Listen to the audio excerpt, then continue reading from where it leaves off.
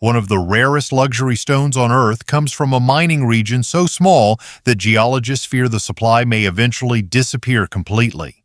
Another became valuable because owners almost never resell it. And one electric blue crystal became famous because buyers genuinely believed the color could not exist naturally. Diamonds were supposed to define rarity. Now that belief is cracking. Across Africa, wealthy collectors are chasing gemstones with stranger colors, tighter supply, and stories the diamond market cannot easily copy. Some are still unknown to the public. Some are already disappearing into private collections. And the first stone on this list spent years being ignored by the same luxury market now chasing it. Number 10. Tsavorite Garnet. For years, Tsavorite Garnet occupied an uncomfortable position inside the gemstone world, too rare to be considered commercial, too unfamiliar to compete with emeralds, and too quiet to attract the attention diamonds commanded automatically. Many luxury buyers simply overlooked it. That hesitation had little to do with beauty. In high-quality stones, Tsavorite displays an intensely saturated green capable of rivaling some of the most expensive emeralds on the market. The difference appears immediately under direct lighting. Emeralds often reveal internal fractures, soft transparency, or cloudy inclusions formed during turbulent crystal growth. Fine Tsavorite behaves differently. The color appears cleaner, sharper, almost concentrated. Inside certain stones from Kenya and Tanzania, the green develops a deep forest intensity that seems to glow beneath the surface instead of reflecting only from the cut itself. In carefully controlled jewelry lighting, the effect feels less ornamental and more geological, as though the crystal trapped light under pressure millions of years ago and never fully released it. Yet for decades, the gemstone remained largely absent from mainstream luxury conversations. Part of the reason came down to timing. Emeralds already controlled the prestige category for green stones, while diamonds dominated broader luxury markets through recognition alone. Tsavorite entered an industry that had already decided which gemstones mattered most. Collectors eventually noticed something the public did not. Exceptional Tsavorite stones were becoming increasingly difficult to source in larger, clean sizes. East African mining regions produced limited quantities, and fine material rarely entered the market consistently. The best stones often disappeared quickly into private collections or custom high-end jewelry commissions before most buyers ever saw them publicly offered. That scarcity began changing perception. Slowly at first, then more aggressively as luxury consumers shifted toward rarer, less commercialized assets carrying stronger geological identity. Wealthy collectors no longer wanted only universally recognized stones. They wanted gemstones that still felt undiscovered, pieces capable of signaling taste rather than familiarity. Tsavorite fit that psychology perfectly. The gemstone never relied on massive advertising campaigns or historic royal branding. Its reputation grew through quieter channels: gem dealers, collectors, auction specialists, and designers searching for stones sophisticated buyers had not already seen everywhere else. That subtle rise gave Tsavorite an unusual kind of prestige, not the prestige of mass recognition, the prestige of selective attention. And inside modern luxury markets, that distinction has become increasingly valuable. Number 9. Ethiopian Opal. Red flashes ignite first, then electric green tears across the surface. Moments later, blue and orange light scatter beneath the stone like liquid reflections trapped inside volcanic glass. Under moving light, fine Ethiopian opal barely behaves like a solid mineral at all. It shifts, pulses, rearranges itself constantly. The visual effect became so unusual that many early buyers genuinely questioned whether the stones were natural. Traditional opals had already established what luxury collectors expected from the category: softer flashes, muted movement, controlled color patterns. Ethiopian material arrived with completely different energy. The colors appeared brighter, wilder, more unstable. That instability became part of the fascination. Formed within volcanic regions shaped by ancient tectonic activity, Ethiopian opals developed microscopic silica structures capable of scattering light with astonishing intensity. Some stones display broad flashes resembling burning oil on water, while others produce rapid pinfire patterns that move across the surface almost too quickly for the eye to follow comfortably. No two stones react exactly the same way. Collectors notice that immediately. In luxury markets increasingly dominated by standardized perfection, Ethiopian Opal introduced unpredictability back into high-end gemstone collecting. A flawless diamond may look nearly identical to another flawless diamond under controlled grading systems. Exceptional opals resist that kind of uniformity completely. Each stone creates its own visual behavior. That individuality helps shift perception inside the jewelry world. What initially looked too unconventional for serious collectors gradually became one of the most emotionally recognizable gemstones in modern luxury design. Under macro photography and high-end showroom lighting, Ethiopian opals produced visual reactions few gemstones could match. The stone did not rely on brilliance alone. It relied on movement. That difference mattered. As collectors began moving away from traditional status symbols toward rarer visual experiences, demand for strong Ethiopian material increased rapidly. Stones with vivid full-spectrum color, darker body tones, and stable structure became especially desirable among buyers searching for gems that still felt geologically alive rather than commercially perfected. Some luxury designers leaned into the unpredictability completely, creating pieces where the shifting color patterns became the centerpiece rather than a supporting detail beside diamonds. And despite ongoing debates around durability and hydrophane behavior, the fascination never slowed. Because once a collector watches a fine Ethiopian opal under shifting light conditions, the image tends to remain fixed in memory long after the gemstone leaves the room. Number 8. Tanzanite. Near the foothills of Mount Kilimanjaro, a narrow strip of land controls the entire future of one of the world's most recognizable luxury gemstones. Not part of the supply, all of it. Every investment-grade Tanzanite ever brought into the global market originated from a remarkably small mining region in northern Tanzania. Unlike diamonds, sapphires, or emeralds, which can emerge from multiple countries across different continents, Tanzanite exists within a geological boundary so limited that many collectors view the gemstone less as jewelry and more as a finite natural event. That perception changed everything. The stone itself already looked extraordinary. Fine Tanzanite displays a rich blend of sapphire blue and deep violet, capable of shifting subtly under different lighting conditions. In daylight, certain stones reveal cooler electric tones. Under evening light, the color deepens into velvety indigo with flashes of purple hidden beneath the surface. The effect feels atmospheric rather than decorative, but beauty alone did not create the obsession surrounding Tanzanite. Scarcity did. As mining expanded throughout the late 20th century, geologists and industry insiders began quietly discussing a possibility that unsettled luxury markets. High-quality Tanzanite deposits might not last indefinitely. Some estimates suggested the finest material could become dramatically harder to source within future decades as accessible mining zones became increasingly depleted. Collectors reacted exactly the way luxury markets often react to limited geological supply. Attention intensified. High-end jewelry houses accelerated Tanzanite acquisitions for flagship collections. Investors began targeting stones with stronger saturation, larger clean sizes, and documented Tanzanian origin. Auction buyers became increasingly selective about untreated specimens capable of displaying vivid color without excessive darkening. And unlike heavily standardized diamond markets, Tanzanite still carried emotional unpredictability. No universal grading system fully captured the experience of seeing an exceptional stone in person. Certain gems appeared almost soft beneath low lighting, while others produced sharper flashes of blue-violet intensity depending on cut angles and crystal orientation. That variability made the finest examples feel personal. Collectors were not simply purchasing rarity, they were competing for access to a disappearing location. The psychological effect became powerful enough that some luxury buyers started treating premium Tanzanite as a category separate from traditional jewelry entirely. closer to collectible geological art tied permanently to one specific place on Earth. And inside modern wealth culture, location-based rarity carries unusual prestige, especially when the map leading to the source remains so small. Number 7.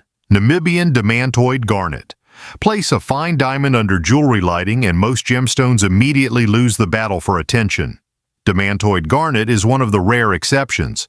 In high-grade Namibian stones, bursts of green fire fracture into flashes of yellow, orange, and spectral light so aggressively that the eye stops following the cut itself and starts reacting to pure movement. The brilliance feels sharper than expected, almost restless beneath the surface. For collectors accustomed to traditional luxury stones, the reaction can be surprisingly uncomfortable, because diamonds are supposed to dominate that comparison. Demantoid disrupts the assumption immediately. The effect comes from an optical property known as dispersion, the ability of a gemstone to split white light into visible spectral colors. Diamond built much of its global reputation on this phenomenon. Yet Demantoid garnet possesses even stronger dispersion levels, allowing exceptional stones to produce flashes of fire that can appear more vivid under direct lighting conditions.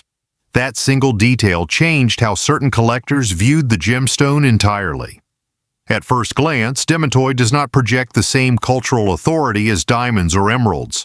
The name itself remains unfamiliar to many luxury buyers outside serious gemstone circles. But once high-grade Namibian material began appearing in private collections and elite jewelry showcases, perception shifted rapidly. The stone delivered something modern luxury markets increasingly value: visual shock without mainstream saturation. Namibia's harsh desert geology only intensified the fascination. Fine crystals emerge under extremely limited conditions, and large, clean stones remain exceptionally difficult to source. Many specimens contain internal inclusions or irregular growth patterns that prevent high-end cutting, making collector-grade examples increasingly scarce in larger sizes. That scarcity created tension fast, especially among buyers already searching for alternatives to heavily commercialized diamond markets. Demantoid offered rarity, geological difficulty, and visual performance strong enough to challenge one of luxury culture's oldest assumptions: that no gemstone commands light better than a diamond. And unlike diamonds, where standardized grading systems often create predictable visual expectations, Demantoid still feels volatile. Certain stones erupt with spectral fire under one angle, then darken dramatically under another. The gemstone behaves dynamically, almost unpredictably, which makes exceptional specimens feel less manufactured and more alive. Collectors respond strongly to that authenticity, not because Demantoid replaces diamonds completely, because it forces comparison. Once a gemstone proves capable of competing visually with the world's most established luxury standard, the hierarchy itself begins to feel less permanent than it once did. Number 6. Mozambique Ruby. For decades, the ruby market operated under an unwritten hierarchy. At the top stood Burma. Collectors treated Burmese rubies almost like untouchable artifacts, stones associated with royal history, elite auctions, and some of the highest prices ever recorded in colored gemstones. Origin alone carried enormous weight. A fine Burmese ruby did not simply represent beauty. It represented status reinforced over generations. Then Mozambique entered the market with stones powerful enough to interrupt that narrative. The shift did not happen overnight. Early discoveries in southeastern Africa were initially viewed with caution by parts of the luxury gemstone industry. New ruby sources appear periodically around the world, but very few produce material capable of competing with the visual authority and prestige associated with the most celebrated historic deposits. Mozambique changed expectations quickly. The finest stones revealed saturated red color with exceptional transparency and crystal integrity strong enough to produce larger high-end gems than many buyers anticipated. Under natural lighting, premium specimens displayed vivid internal glow rather than flat surface color, a trait serious collectors monitor closely in elite ruby material. Auction houses noticed almost immediately. So did luxury jewelry brands searching for stones capable of supporting increasingly ambitious high-end collections. As demand for untreated fine rubies continued rising globally, Mozambique began supplying a category the market desperately needed: large, visually powerful stones with genuine collector appeal. That altered behavior inside the luxury sector. Instead of focusing exclusively on historical prestige, buyers started paying closer attention to optical performance, rarity of clean material, and long-term supply pressure. Certain collectors who once dismissed African ruby deposits entirely began competing aggressively for top Mozambique stones once the quality became undeniable. The market language changed with them. Discussion shifted from, "Can Mozambique compete?" to, "How much elite material still remains available?" That question created pressure fast. High-grade rubies from Mozambique do not enter the market in endless quantities, especially untreated stones displaying strong saturation without excessive inclusions or overly dark tone. As premium material became harder to source consistently, collector demand intensified around documented origin and exceptional clarity. The psychological effect became impossible to ignore. A ruby no longer needed centuries of mythology to command respect if the stone itself could deliver comparable visual impact under modern luxury standards. Mozambique proved that market authority could move, slowly, unevenly, but undeniably. Not enough to erase the old hierarchy completely, enough to fracture it. And once luxury buyers realize prestige can shift geographically, attention rarely returns to its previous balance for long. Number 5. Nigerian Aquamarine. Nothing about exceptional aquamarine feels aggressive. The finest stones do not demand attention across a room. They do not erupt with spectral fire or overpower surrounding jewelry with intense saturation.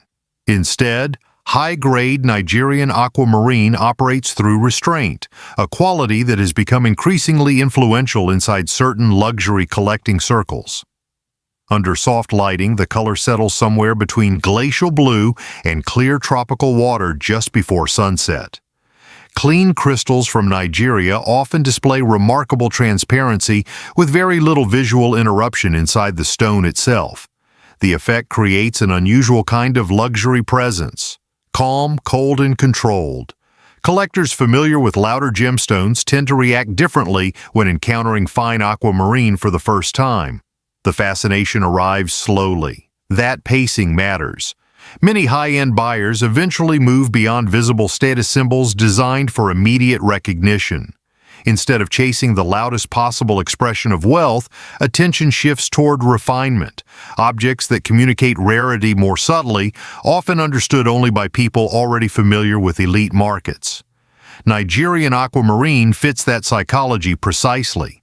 West African pegmatite deposits have produced crystals large enough to support substantial cuts without sacrificing clarity, something increasingly difficult to achieve consistently across several premium gemstone categories.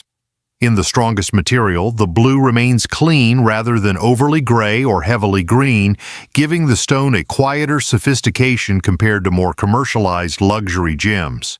The appeal strengthened as modern jewelry design moved toward minimalism and understated elegance. Fine aquamarine began appearing in custom pieces where proportion, transparency, and balance mattered more than visual aggression. Wealthier collectors, particularly those already surrounded by conventional prestige stones, started treating exceptional aquamarine as a form of aesthetic restraint rather than decorative excess. That distinction changed the market around the gemstone, not dramatically, quietly. The strongest stones rarely generated the public auction spectacle associated with rubies or colored diamonds. Instead, many disappeared through private transactions, boutique dealers, and collector networks operating far away from mass market attention. Some buyers specifically sought untreated Nigerian material because it still carried a sense of underexposed rarity inside luxury circles increasingly saturated with familiar assets. And unlike heavily branded gemstones tied to decades of advertising mythology, aquamarine retained emotional openness. The stone never arrived with rigid cultural expectations attached to it. Collectors projected their own meaning onto it instead: calmness, precision, discipline, discretion. In elite collecting environments, those qualities carry surprising power, especially among buyers no longer interested in proving wealth to the public. Number 4. Spinel.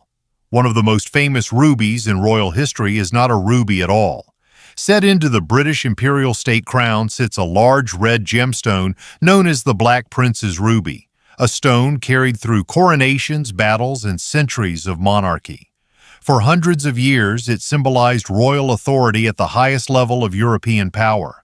Modern gemology eventually revealed a different truth. The stone is Spinel. That discovery forced historians and collectors to re-examine countless red gemstones once assumed to belong to the ruby category automatically. Before advanced mineral analysis existed, Spinel repeatedly passed through royal treasuries disguised as something else entirely. The visual similarity was convincing enough that emperors, traders, and jewelers often failed to distinguish between the two stones under historical lighting conditions. East African deposits transformed the story even further. Tanzanian Spinel introduced colors so vivid and crystal structures so clean that the gemstone began escaping the shadow of ruby comparisons altogether. Fine material from the region can display intensely saturated reds, electric pinks, cobalt blues, and rich violet tones with extraordinary transparency. Under focused lighting, certain stones produce sharp flashes of color that feel cleaner and more precise than many traditional rubies. Collectors notice the difference immediately. But what elevated Spinel inside modern luxury markets was not appearance alone. It was the narrative attached to it, the realization that one of history's most overlooked gemstones had secretly occupied elite collections for centuries without receiving proper recognition. That psychological reversal became powerful. Luxury buyers increasingly search for assets carrying hidden historical depth rather than obvious commercial prestige. Spinel offered exactly that. A gemstone tied to royal history, mistaken identity, and delayed recognition all at once. The stone did not need artificial mythology created through advertising campaigns because the mythology already existed naturally inside global history. The market began responding accordingly. Exceptional untreated spinels from Tanzania became harder to secure as collectors focused more aggressively on vivid saturation, larger clean sizes, and documented origin. Auction specialists started paying closer attention to high-grade specimens capable of competing visually with far more famous gemstones. Jewelry designers embraced Spinel precisely because it still felt intellectually exclusive, admired most strongly by people already familiar with gemstone history. That exclusivity changed its position completely. Spinel was no longer treated as a substitute for ruby. Ruby increasingly became the comparison point people used to explain Spinel. And in luxury culture, few status shifts carry more weight than a forgotten stone, rewriting the hierarchy that once overshadowed it. Number 3. Mozambique Paraíba-Type Tourmaline. The color does not look geological.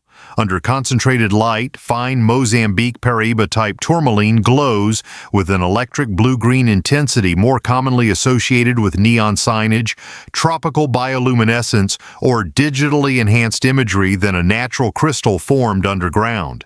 The surface seems illuminated from within, as if the gemstone contains its own hidden light source beneath the cut. Photographs rarely capture the effect accurately. In person, the reaction becomes immediate. Collectors stop speaking mid-conversation. Jewelry dealers lean closer instinctively. Even experienced buyers often ask the same question first. How can that color be natural? The answer exists deep inside the crystal structure itself. Trace amounts of copper, combined with specific geological conditions, create the extraordinary saturation responsible for the gemstone's signature glow. That chemistry transformed the original Brazilian Paraíba tourmalines into some of the most coveted colored gemstones in the world. When comparable material later emerged from Mozambique, luxury markets reacted with unusual speed. The visual signature was impossible to mistake. Unlike gemstones that reveal complexity gradually, Paraíba-type tourmaline delivers impact instantly. The strongest stones produce an almost aggressive form of beauty, vivid cayenne flashes colliding with green electric fire beneath the surface in rapid movement. Under high-end showroom lighting, the gemstone can appear less like polished mineral and more like concentrated energy trapped inside crystal. That intensity changed collector behavior quickly. Certain buyers began pursuing Paraíba-type stones specifically because no traditional luxury gemstone produced the same sensory response. Diamonds reflected prestige, rubies projected power, sapphires suggested refinement. Paraíba-type tourmaline created fascination bordering on disbelief. And because high-grade Mozambique material remains exceptionally rare, the strongest specimens developed an aura of near mythology inside elite gemstone circles. Clean stones displaying vivid neon saturation without gray secondary tones became especially difficult to source. Larger untreated gems often disappeared into private collections almost immediately after entering the market. Scarcity amplified the obsession. So did recognition. Collectors no longer needed gemological explanation to identify exceptional Paraíba material. The color itself became unmistakable, a visual phenomenon powerful enough to separate the gemstone from nearly every traditional luxury category surrounding it. That separation carried enormous psychological value. In modern collecting culture, rarity alone is no longer enough. Wealthy buyers increasingly chase experiences impossible to replicate emotionally. Paraíba-type tourmaline delivers one of the strongest visual experiences in the gemstone world, which explains why many collectors remember their first encounter with the stone years later with almost unsettling clarity. Some colors disappear once the gemstone leaves the room. This one tends to stay behind. Number 2. Mahenge Spinel.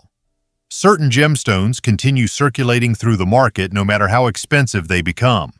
Mahenge Spinel behaves differently. Once exceptional stones enter serious collections, they tend to disappear almost completely. Dealers speak about them carefully. Auction appearances remain rare. Private buyers who secure top specimens often refuse resale offers even after dramatic price increases. The attachment feels unusually emotional for a gemstone market typically driven by rarity and investment logic. Part of that obsession begins with the color itself. Fine Mahenge Spinel from Tanzania displays an intense neon pink-red saturation that appears almost illuminated beneath the surface. Under natural light, some stones glow with a vivid internal warmth more commonly associated with synthetic material than natural crystal formation. Yet unlike heavily commercialized gems engineered for uniform perfection, Mahenge Spinel retains subtle variations in tone and movement that make each stone feel strangely individual. Collectors remember specific stones, not categories, not grades, specific stones. That distinction matters.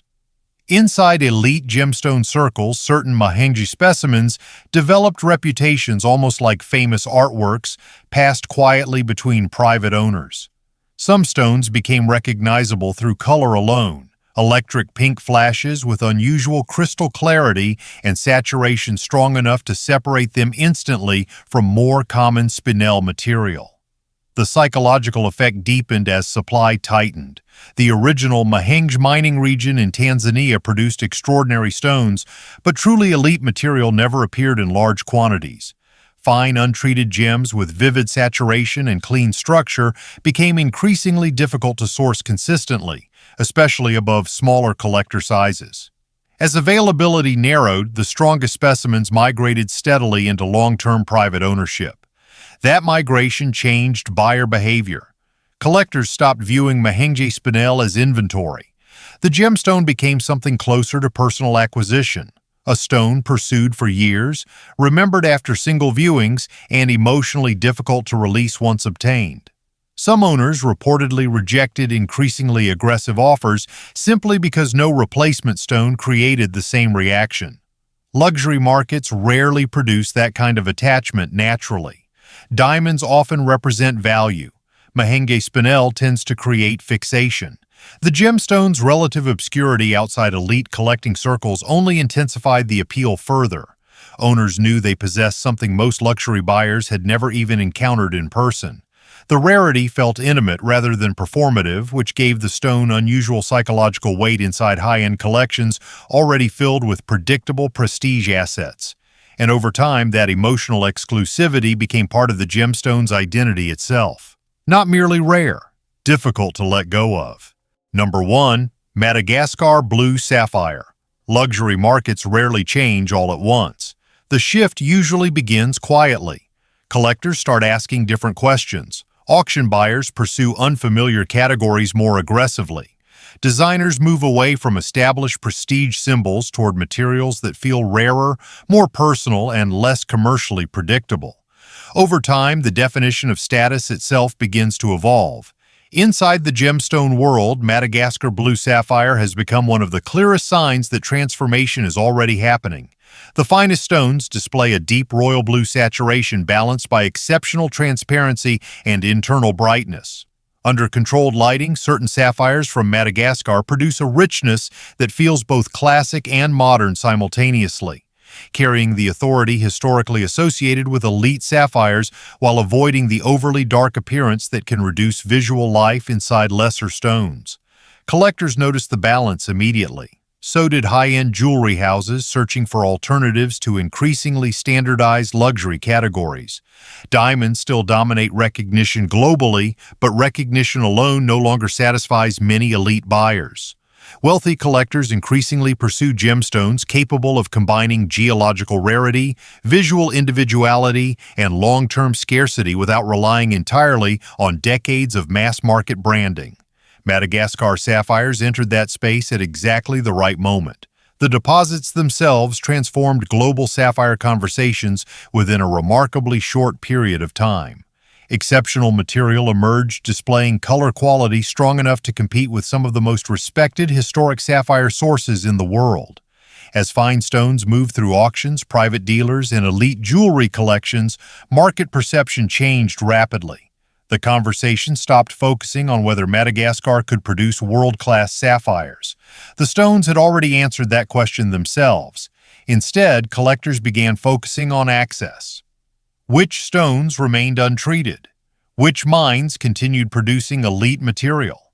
How many exceptional gems would disappear permanently into private ownership over the next decade? That scarcity pressure intensified as luxury culture itself evolved. Modern collectors increasingly value gemstones carrying both timelessness and discovery. Sapphires from Madagascar delivered a rare combination of both. The stones felt historically important without feeling overexposed, prestigious without becoming predictable. That distinction may explain why many industry insiders view exceptional African sapphires as more than another luxury trend. They represent a broader transition.